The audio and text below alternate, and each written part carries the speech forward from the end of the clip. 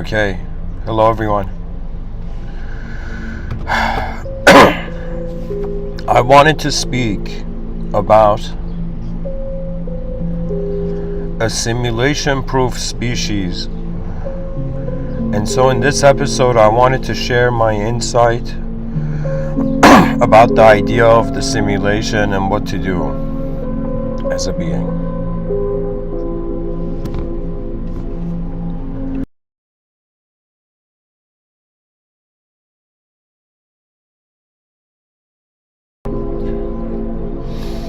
You know, I was thinking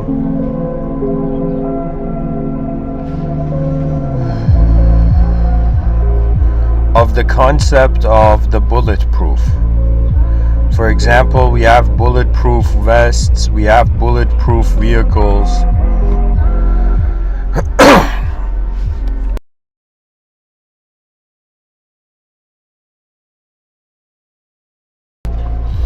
So I thought, okay, that's a cool idea, a bulletproof vest. And I was thinking, what if we had a simulation-proof being?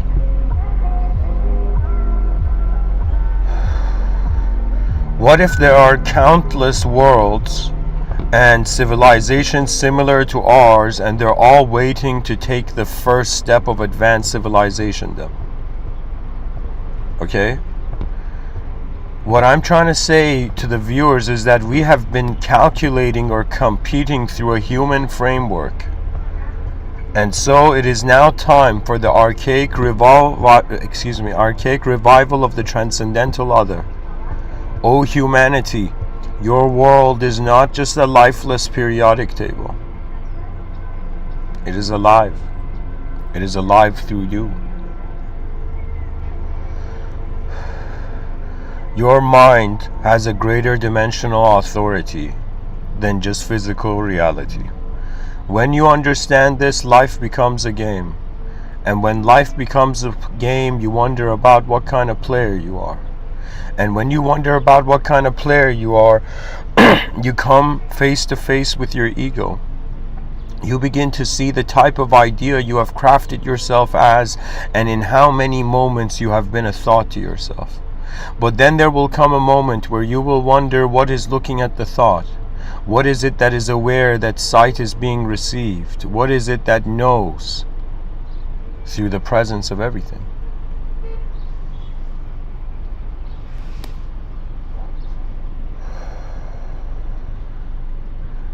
Beyond dreams of the world is a suggestion that the human species should be so advanced that even if we are in a simulation, we're building strategies for it.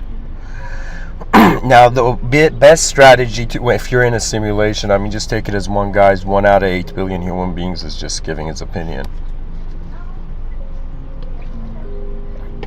But if there was a reality that was a simulation, I've thought about this idea often. Not just ever since I got introduced to yoga, but here's the thing.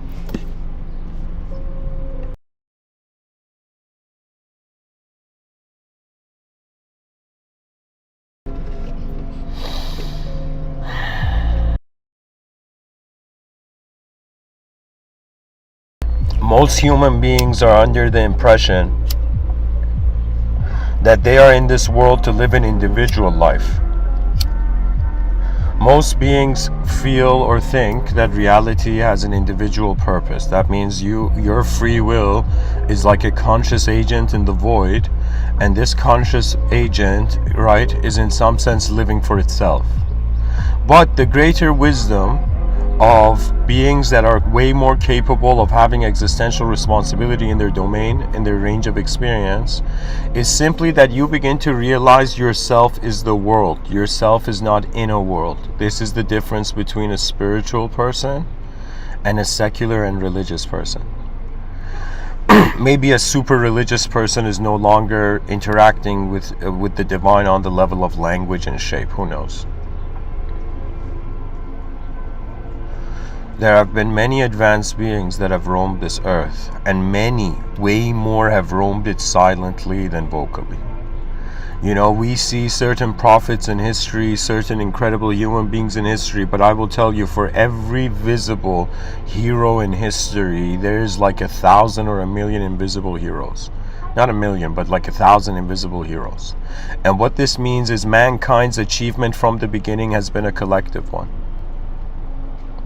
And this earth is so kind. People don't understand how gracious this earth is. People even don't treat this planet as alive, but let me tell you why it's alive. Because it has released our minds from itself. That is a very compassionate being. Because the planet could have possessed us. You know, I've in my inner realms, I've seen variations of realities where nature does not let the creature have free will. But for some reason, some authority has been either planted or found in man's mind. Okay, there's something that gives us our own sovereignty, which is another way of saying something about the human being has the permission and authority of a texture of another dimension of reality. So what this means is the best strategy, I think, an approach is that you are not in a simulation, you are visiting a simulation. And a simulation is nothing to fear. You know, we are creatures of simulations. Every day I wake up, my brain is simulating something for the viewers. Do you see? So we are creatures of simulation. Even the idea of me, it's a simulation if I have an attention on it. Do you know, like if somebody doesn't call me by my name, I'm not like an idea to myself. I'm just the whole moment being present, really.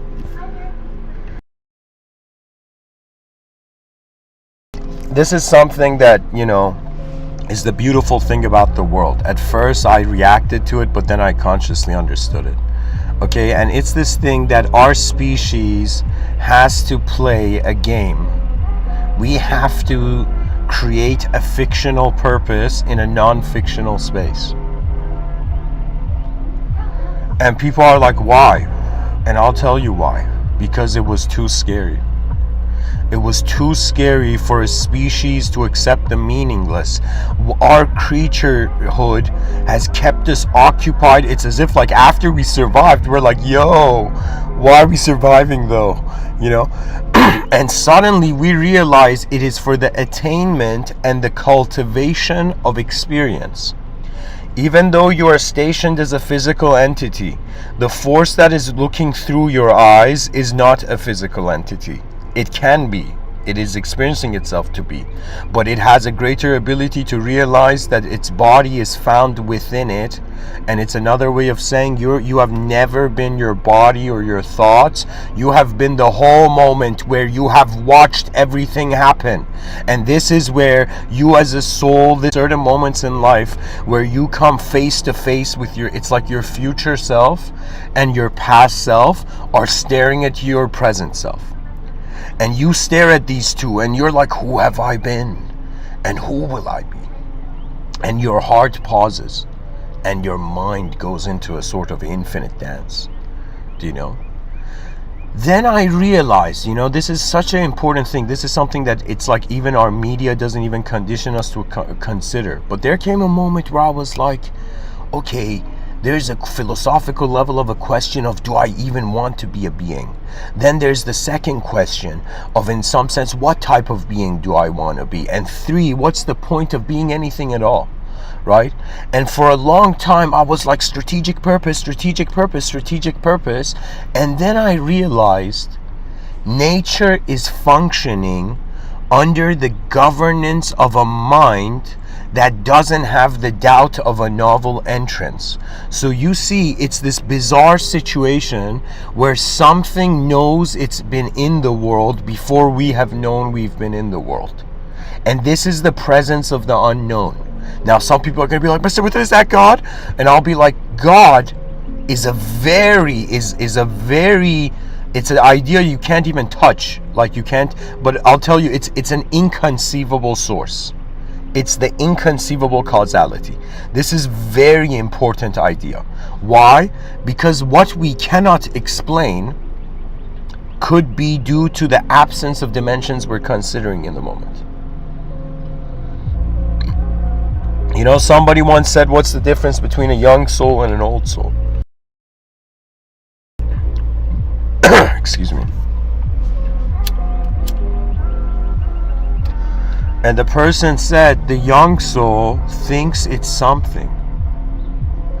The old soul not only knows that it's not something, it knows the space where something happens. This is something where I think it's an ability of human beings we're tapping into.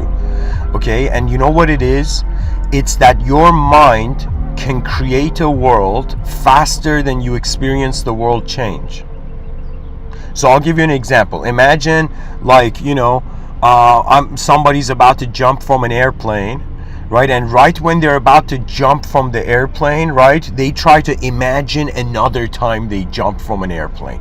So they are running, like their memory is running the last time they jumped from an airplane, and then their brain in the present is recording how they're jumping from the airplane. So when the person jumps from the airplane, there is the present event of the jumping from the airplane, then there is the inner event simultaneously happening of the last time the guy jumped from a plane. So what I'm trying to tell you is that, dear viewers, dear human beings, we are world jugglers behind our eyes. We can juggle many realities at the same time. There's multiple views on the same moment behind our eyes. That is the position of the mind. I was like, why do I have a mind? Then I realized, oh yeah, the future. And this is the beautiful thing of the world we live in. Imagine the future was known. Imagine we knew everything. Life would become a photograph, a meaningless photograph. This is the whole argument of immortality, People are like, yo, if we become immortal, there's no freaking purpose to life. Because what is there to lose? What can we build a value system upon?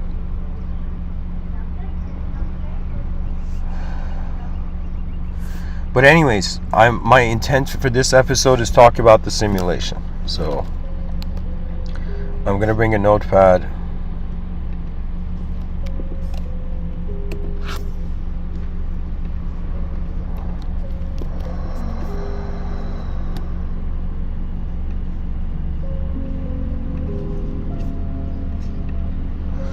So, a simulation proof species. So I guess here, MW's views on the simulation.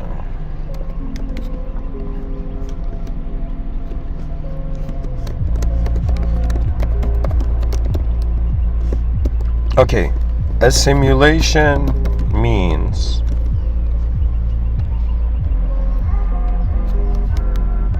an effect of the original.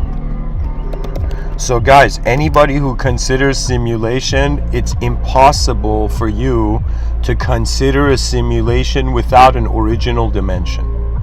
Okay? That means it's like, what is it a simulation of? Where is it being simulated from? Therefore requiring a necessary dimension. So anytime we have the idea of an illusion, of a simulation, or the Patanjali Sutras say, this world is a shadow of the real world, this means that the real world has to exist for this to be a simulation. So simulations are proofs of transcendental realities. A simulation proves there is a transcendental, there is a metaphysical reality where the simulation is being simulated from. So what does this mean? This means all simulations, this could have been even a cool title for this episode. All simulations are roads to the original, are roads to truth. And it just depends, it's this bizarre thing. I remember Jordan Peterson in one incredible lecture, he said every human being in this life, as you in some sense journey through it, you will have to make a sacrifice, but you can at least as a human being choose your sacrifice. For example, being a parent is a sacrifice, being a politician is a sacrifice, being somebody, a public persona, you're sacrificing things, right? But at least we get to choose the sacrifice. But now Mr. Within wants to say, I think the same something can apply for an illusion. And I feel that every human being, this might sound bizarre, even though we're creatures of truth and whatnot, but I feel we need a simulation and an illusion to occupy ourselves with. Okay, and this is why we have minds. The species was like, yo, these human beings are stepping out of the jungle. What are we going to do? And nature was like, all right, I'll give them a mind. So if they get bored, they can create stuff. Nature is genius. If anybody, like, this is the genius of man, is the genius of nature. And when man trusts nature, that genius happens. So anyways, dear viewers, the focus of this episode is to really dive into the idea of how can we create a simulation-proof species. Now, instead of thinking of a metaphysical, worldly simulation, we can reduce the scale. And we can say, like, a video game is a simulation. Me giving this talk is a kind of verbal simulation, right? We can even think of it in this way, that our species, in order to be truly advanced in the future, it must prepare itself. And it must prepare itself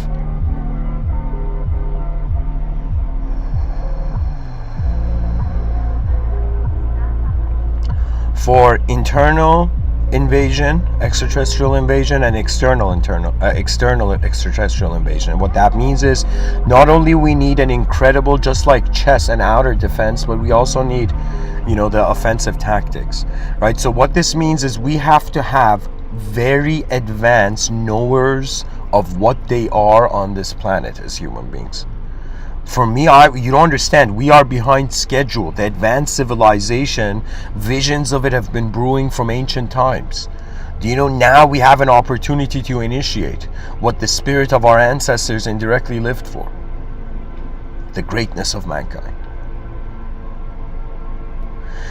So this idea of a simulation, let's say somebody comes and tells you a story and you get completely dissolved, absorbed by the story, or you see a film. So we know that a simulation is a shift of attention.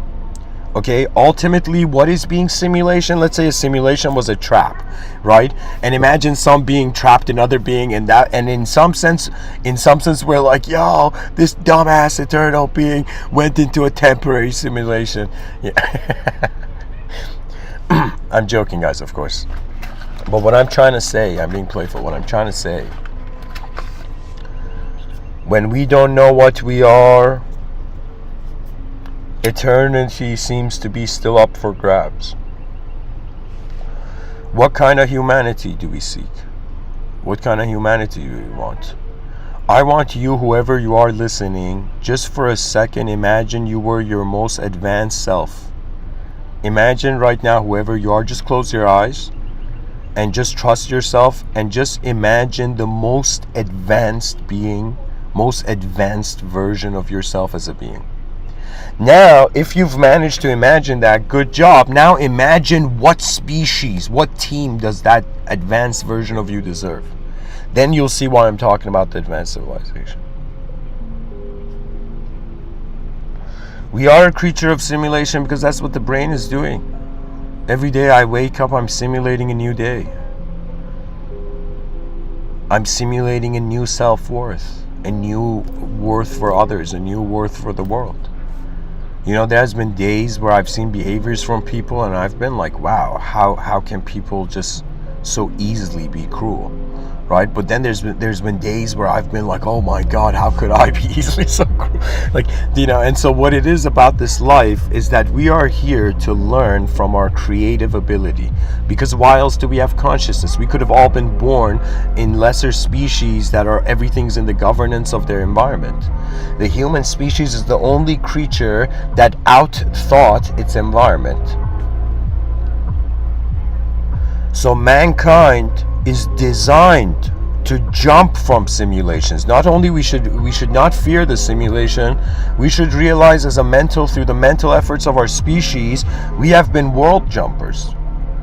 There was a time our ancestors were freaking nomads, right? They were just walking around, they're like, yo, where's food? I'm gonna go live where the food is, where the food goes, right? And so they would travel, right? But at some point when they discovered agriculture, When some genius back in the day understood you could put seeds in the soil, and when you're patient enough, stuff grows. You know, to us, we're like, yo, farmers live such simple lives. But back in the day, that was the advance of technology. You know, imagine being like, you know, me talking about this advanced civilization. Imagine during the farmer renaissance, it would be somebody going from town to town and teaching people how to plant seeds. Because ultimately, we're living for our world, are we not? I ask myself, if I was living for myself, the world should have been the size of my body. But I am living for something beyond myself. This is why I am in a world that I did not create, and that's the greatest clue. We are somewhere we didn't design, and everything about the human being and the free will is creative.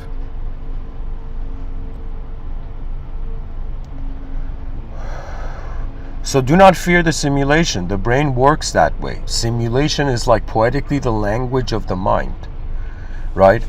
And let me tell you something else I've also noticed. Okay, now it could be that we all have different DNAs, of course, which renders each of us as a different antenna, which means that every human being is probably experiencing life in a way that no other human being can for now, which means that your inner realm is a simulation.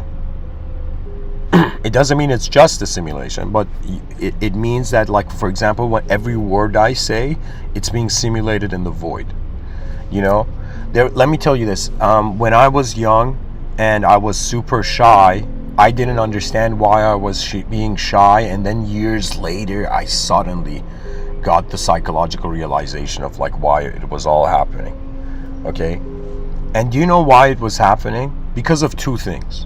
One, I didn't trust silence. I was uncomfortable with my own silence as a being, with my own stillness. And the second thing was, I did not trust who I was in the world, which is another way of saying I didn't trust the world. And you know, little did I know, the world was like, all right, human being, I'm gonna have you be shy, do you know, like ridiculously shy, so you cultivate inner realm mastery. And believe it or not, for somebody who wanted to give 10,000 talks, it was like being shy was like me getting prepared for these, because I was rendered as an observer.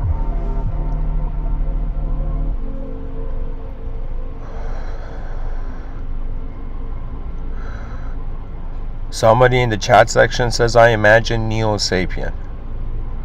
As a response to the question I asked, what species does your advanced self deserve? Good. If you can see it, now try to feel it. Try to feel the future that your mind gives access to.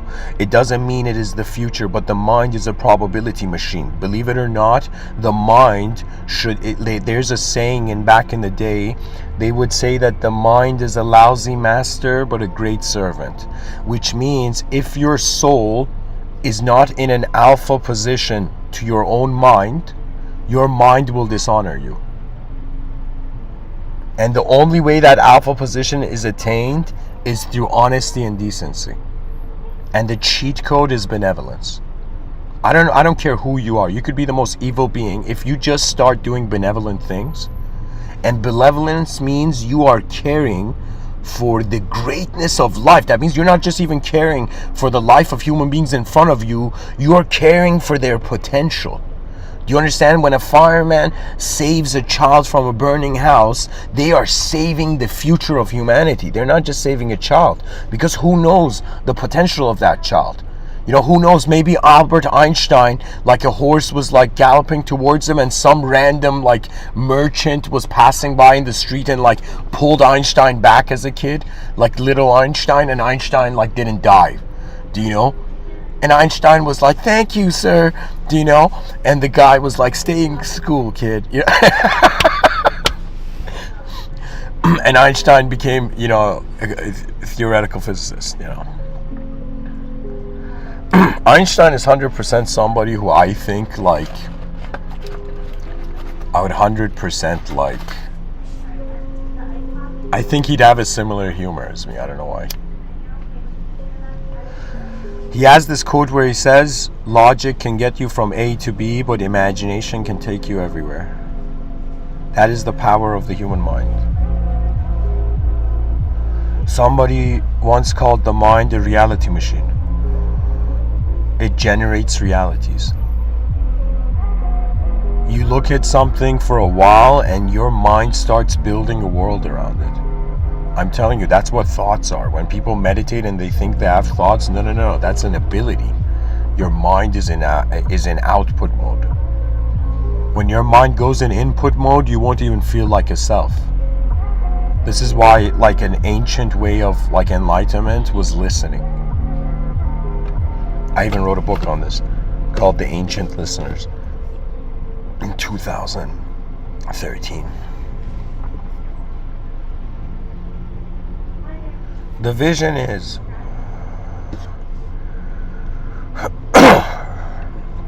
okay, here, let me write it. All simulations are roads to truth.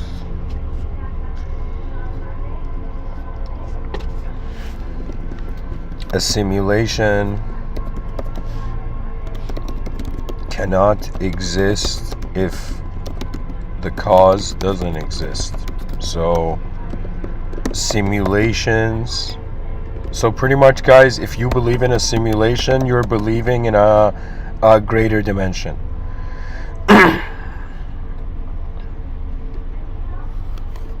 A belief in a simulation is a belief in the original first. Because what is it a simulation of? And similarly, this parallels to something theological. A belief in the devil is a belief in God. Do you see?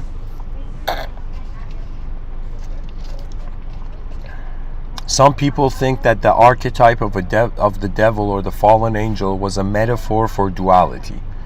And the people looked at this world and they saw everything was dualistic, and so they thought that the ancient religions, with this metaphor of the fallen angel, was a sort of way the ancients were trying to tell us, yo, pay attention to a dualistic universe. Now, if we are wondering about what is beyond the simulation, so the question comes, what is the simulation here? If we were starting inside a simulation, what would our first wave of questions be? So I'm trying to think, if I was trapped in an artificial world, like, I'd be like, okay, what is the simulation made of? Then what does the simulation respond to? Now, this is very important. Why? Because it depends. Like, for example, if my free will, like right now I'm seeing this tree in front of me, I could imagine it just filled with like blossoms, okay? But it's like my inner realm's free will's authority is only limited to the inner realms. In the outer realms, the tree doesn't blossom. Okay, so one thing I know, that the simulation, if Earth was a simulation, the simulation doesn't respond to inner free will. Okay? But it does respond to externalized inner free will. So this means that we can move thoughts. This doesn't mean they affect reality necessarily. They don't change the outer realms. So we get this sense that, okay, our mind seems to be, as René Descartes pointed to in his Substance Mind-Body Dualism, that it's like the mind is a different texture. It's not physical, but you can move it. It can interact with shape.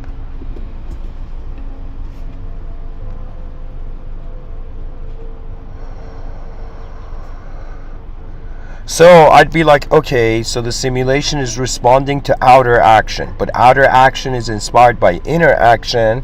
So if we figure out where inner intention comes from, where inner movement that becomes outer movement comes from, we will figure out what can control the simulation. Now, if somebody says, Mr. Within, have you experienced this? I have experienced this through in my own divine way. And I don't know if it would be divine to others, but to me it was pretty much how I realized that there's something else here. Right?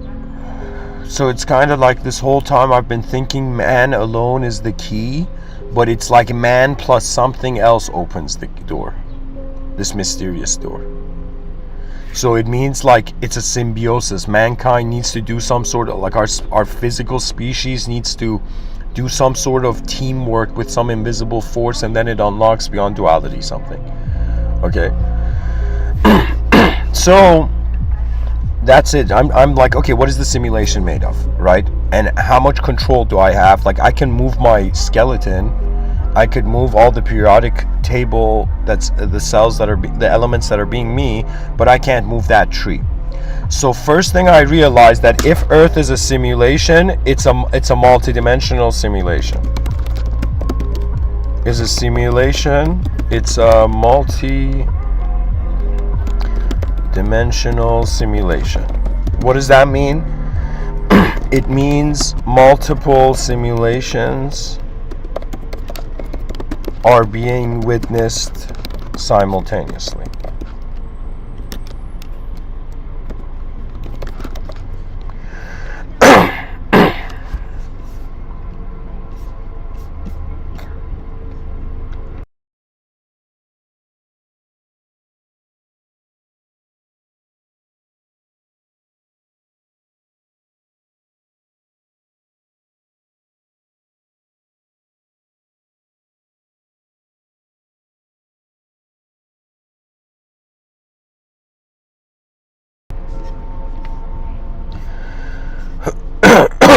So now I'm going to tell you what is the algorithm. So mystical algorithm solution to the simulation.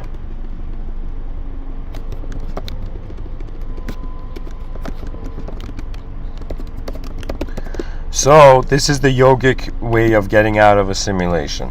You ask this question, who am I? As you begin wondering who you are, you notice that consciousness is being present instantaneously and in an unknown way. The moment the ego realizes the unknown is alive and present, where its jurisdiction is turning into ideological turning into ideological certainty.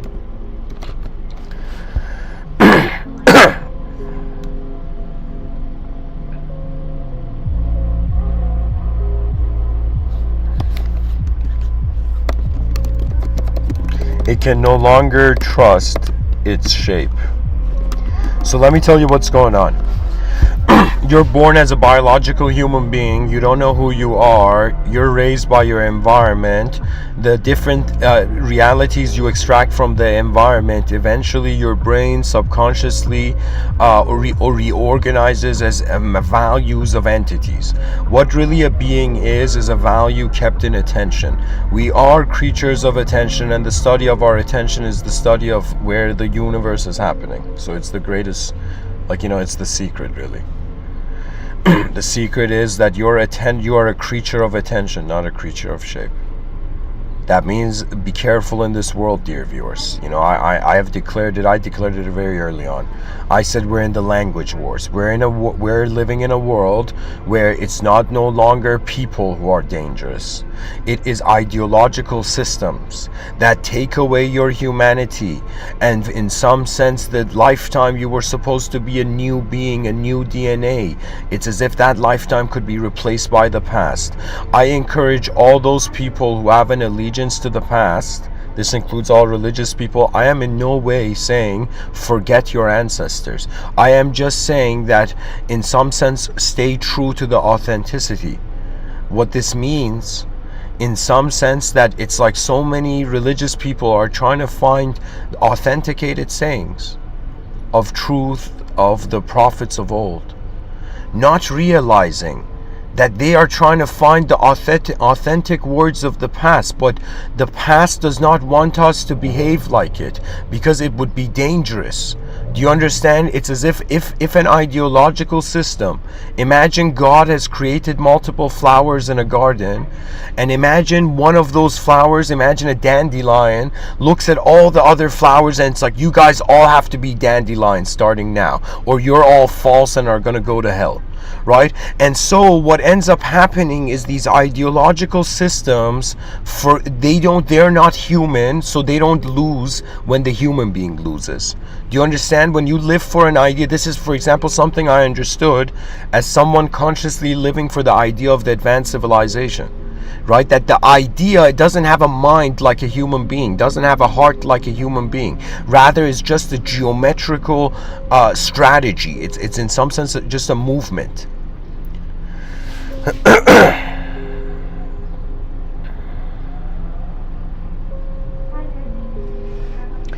Guys, this laptop might die, but I have another laptop, so you know, this has 10% still, but I'm not gonna have the notepad. So what I'm trying to say anyways, dear viewers, is that the mystical simulation, the yogic solution to a simulation, was in some sense, you ask who is in the simulation.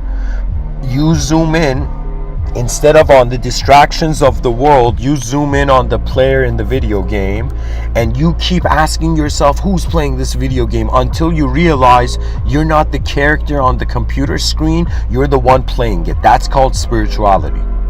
Okay? When you experience that, then you could go around being like, yo, I'm spiritual, bro.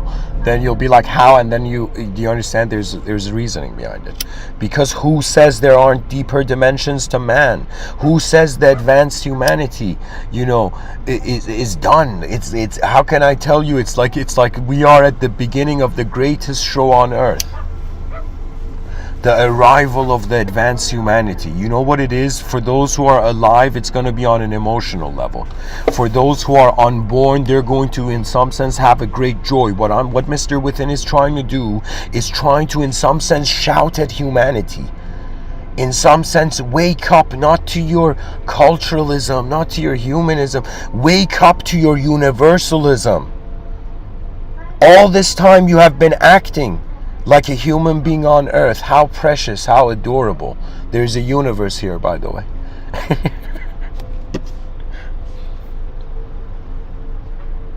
Somebody says in the chat section, question, if one imagines something, isn't that imagery a sort of simulation of the mind or consciousness? You see, the difference between reality and simulation is about how quickly it comes and goes. I could imagine myself with a jetpack flying in the sky. That's a simulation of my mind in this instant. It's just my mind simulated it. My mind just tried to see how it feels like as it moved internally. Do you understand? Like our mind is acting like a time machine to our past. We can at any moment remember any moment in our past.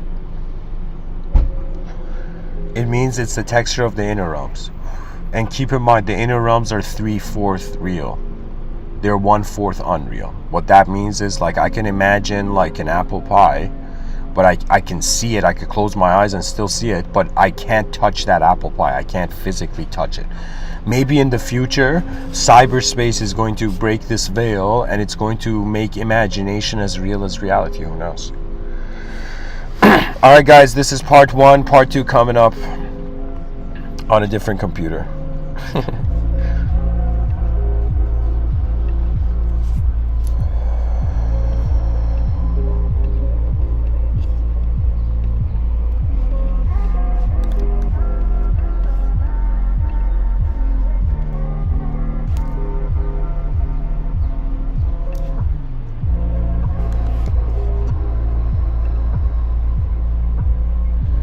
Somebody says, question, do you think that language may be a sort of matrix or maybe just the English?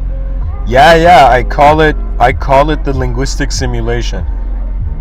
It's a simulation, 100%. But it's an organized simulation where from scratch, from silence, we create sound.